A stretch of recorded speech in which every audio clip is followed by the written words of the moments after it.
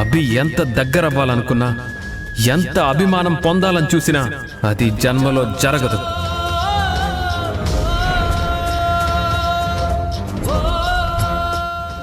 అమ్మా అభి,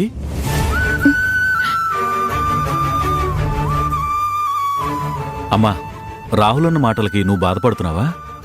అదేం లేదు మావయ్య. నాకు తెలుసమ్మా అభి, వాడి సూటిపోటి మాటలకు నీ మనసు ఎంత నొచ్చుకునుంటుందో. ఆయనన్న మాటలకి నేను బాధపడ్డం లేదు మావయ్య. కాకపోతే అంత ఆకలితో ఉండి కూడా ఏమీ తినకుండా కడుపు మార్చుకుని వెళ్ళిపోయారు పాపం. అందుకే చాలా బాధ అనిపిస్తోంది.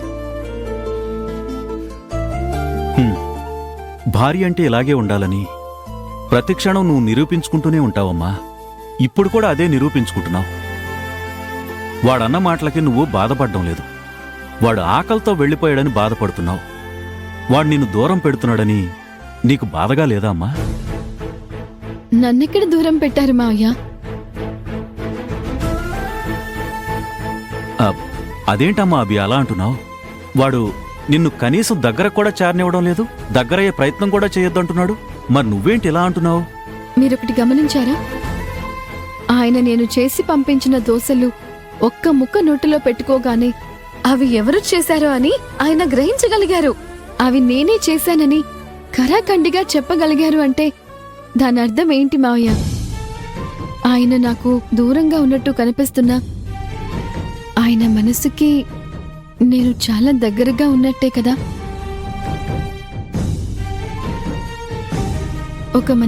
ఒక మనిషితో దూరంగా ఉండటం, కోపంగా ఉండటం ఒకటి కాదు మావయ్య గారు.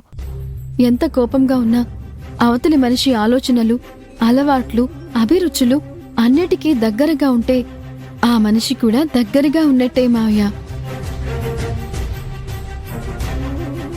ఆయన ప్లేటు విసిరికొట్టారని నాకు బాధగా లేదు, కానీ నేను చేసిన వంటకాన్ని వెంటనే పసిగట్టగలిగారు అనే ఆనందమే నాలో ఎక్కువగా ఉంది మావయ్య.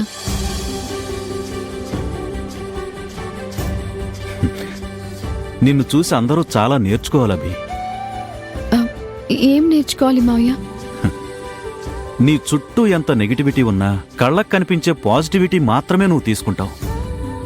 నిన్ను ఆవహిస్తున్న చెడును దూరంగా నెట్టేసి మంచిని మాత్రమే నువ్వు చేరదీస్తుంటావు. ఇంత గొప్పగా ఆలోచించటం అందరి వల్ల సాధ్యం కాదభి. అసలు నీకు మాత్రం ఎలా సాధ్యమైందో నాకు అర్థం కావట్లేదు. మావయ్య, మన చుట్టూ ఉన్న వాళ్ల వల్ల మనకి ఏదో రకంగా మంచి జరుగుతుంది, చెడు జరుగుతుంది. ఒక్కోసారి మన అనుకున్నాక వాళ్ల వల్ల జరిగిన నష్టాల గురించి కాకుండా వాళ్ల వల్ల మనకి జరిగిన మేలు మనం గుర్తు చేసుకోవాలి. వాళ్లతో గడిపిన మంచి క్షణాలు మనం గుర్తు పెట్టుకోవాలి.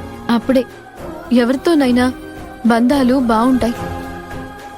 ముఖ్యంగా భార్యాభర్తల మధ్య రిలేషన్స్ ఇంకా బలపడతాయి. అలా కాకుండా అవతలి వాళ్ల వల్ల మనకి జరిగిన అవమానాన్ని, చెడుని గుర్తు చేసుకుంటూ బాధపడితే ఆ బంధాలు క్షణాల్లో ముక్కలైపోతాయి. అందుకే నేనెప్పుడూ నా చుట్టూ ఉన్న మంచిని తీసుకుంటానే కాని చెడుని కాదు మావయ్య గారు. నీలో నాకు నచ్చేది ఇదే అభి. అందరూ నిన్ను ఇంటి నుంచి వెలివేసినా, వేలెత్తి చూపిస్తున్నా నేనెందుకు నిన్ను అభిమానిస్తానో తెలుసా? ఎప్పుడూ మంచిగానే ఉంటావు, మంచిగానే ఆలోచిస్తావు. నీ చుట్టూ ఉన్న పరిస్థితుల నుంచి మంచిని మాత్రమే గ్రహిస్తావు. ఇదేనమ్మా నీలో ఉన్న గొప్ప గుణం. నిన్ను చూస్తూ ఉంటే నాకు చాలా గర్వంగా ఉందమ్మా.